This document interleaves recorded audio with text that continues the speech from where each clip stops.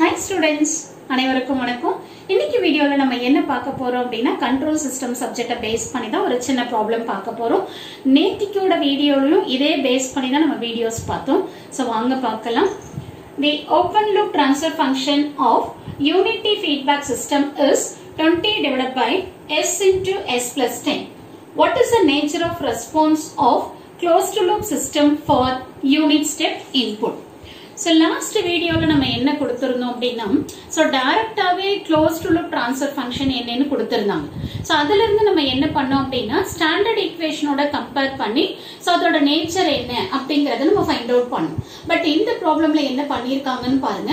open loop ஓட transfer function கொடுத்திருக்காங்க so இதில இருந்து நீங்க first என்ன பண்ணனும் அப்படினா closed loop transfer function first find out பண்ணனும் அதுக்கு அப்புறமா தான் நீங்க என்ன பண்ணனும் அப்படினா அந்த ஸ்டாண்டர்ட் ஈக்குவேஷன் ஓட கம்பேர் பண்ணி எப்சிலான் ஓட வேல்யூ என்ன வருது அப்படிங்கறத find out பண்ணனும் வாங்க பார்க்கலாம் so first நீங்க என்ன பண்ணிக்கோங்க அப்படினா so g of s என்ன கொடுத்திருக்காங்கன்னு பாருங்க so g of s is equal to 20 divided by s into s plus 10 ன்னு கொடுத்திருக்காங்க so இந்த g of s ங்கிறது என்ன open loop transfer function ஓட வேல்யூ கரெக்ட்டா சரி இப்போ நான் என்ன பண்ண போறேன் அப்படினா closed loop transfer function find out பண்ண போறேன் suppose c of s divided by r of s ங்கிறது என்ன closed loop transfer function அப்ப this is equal to g of s divided by 1 plus g of s into h of s இது formula so g of s ஓட value நமக்கு தெரியும் h of s ங்கிறது என்ன feedback so இங்க என்ன feedback கொடுத்திருக்காங்க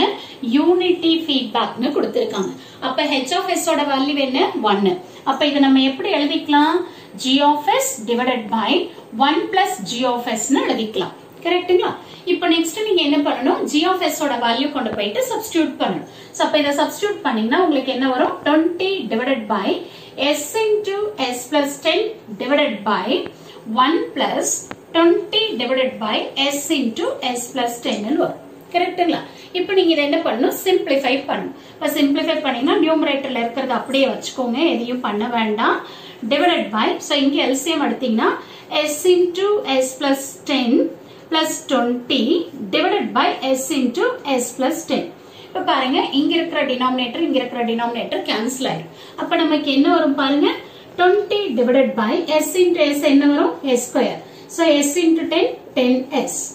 plus 20 னு வரும் கரெக்ட்டுங்களா இப்போ நான் என்ன பண்ணிட்டேன் closed loop transfer function find out பண்ணிட்டேன் சோ இதல நீங்க என்ன பண்ணனும் இந்த டினாமினேட்டர் டேர்ம் மட்டும் எடுத்துக்கணும் இப்போ நமக்கு என்ன இருக்கு